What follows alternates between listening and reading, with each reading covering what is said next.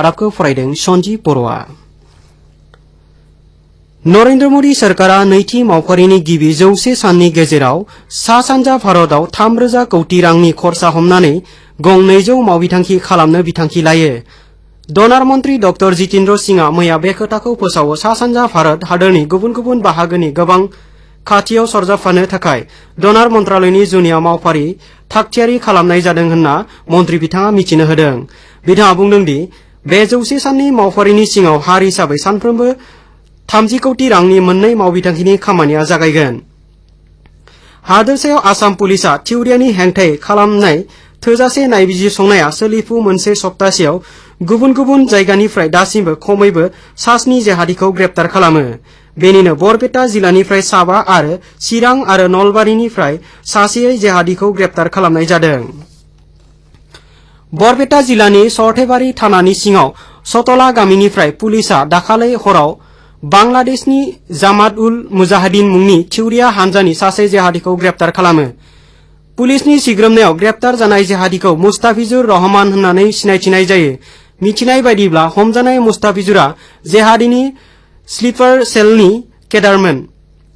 हादोरसायाव गं 6 जिल्लायाव गायसंनो गोनां गं 200नि गोबां स्पेसियेल फरेनार ट्रिब्युनेलनि गेजेराव गं 67 कामरुप नोगोरमा जिल्लायाव गायसंनाय जागोन।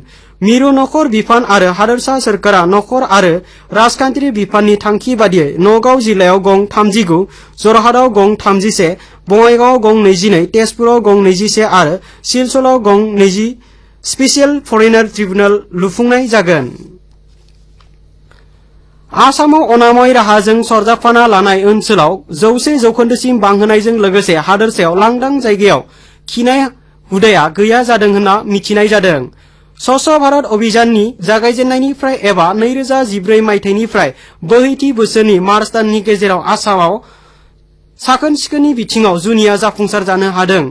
2014 मायथाइयाव आसामाव गामियारि अनामयनि हारा 38%ल'मोनब्लाबो बोहैथि बोसोराव बेनि हारा 100%सिम बांबोदों। मार्च दानसिम स्वच्छ भारत अभियान गामियारिनि सिङाव हादोरसानि गामि ओनसोलाव 32,37,000निबो गोबां टयलेट एबा खिखरसालि बानायनाय जादों। आसाम आरो अरुणाचल प्रदेशखौ हमफानानै सा सानजा भारतनि फ्राय गंफ्रोमबो हादोरसायाव साननैसो हमनानै हाबाय थानाय अखानि थाखाय मोननैसो ओनसोलाव जुनियायै अरुणाचल प्रदेशनि गंनैसो जिल्लानि गुबुन जोबोद दुर्गम जायगाजों दासान्दि फोनांजाबनाया बन्द जानानै दङ। मिथिनाय बायदिब्ला अरुणाचल प्रदेशनि उजुनि सुबुनसिरि जिल्लानि बारिरिजु सार्कल अफिसनि गुवार ओनसोलाव फ्राय दानसे हमनानै हादोरनि गुबुन ओनसोलजों आबुङै थांलाय फैलाया बन्द जानानै दङमोन। जिल्लानि राजथावनि सदरनिफ्राय दुर्गम जायगासिम थांनाय लामाया हा गिसिखानायनि गुबुन गुबुन जायगायाव गाज्रि खहा जानायनि जाउनाव बे जायगाजों थांलाय फैलाय राहाया बन्द जानानै दङ। आसामखौ हमफानानै हादोरनि गुबुन गुबुन जायगानिफ्राय इनार लाइन पारमिट गैयाब्लासिनो मिजोरामाव हाबहैनाय 1090 सा बन हारिसा सुबुंखौ हादोरसानि पुलिसआ ग्रेप्तार खालामो।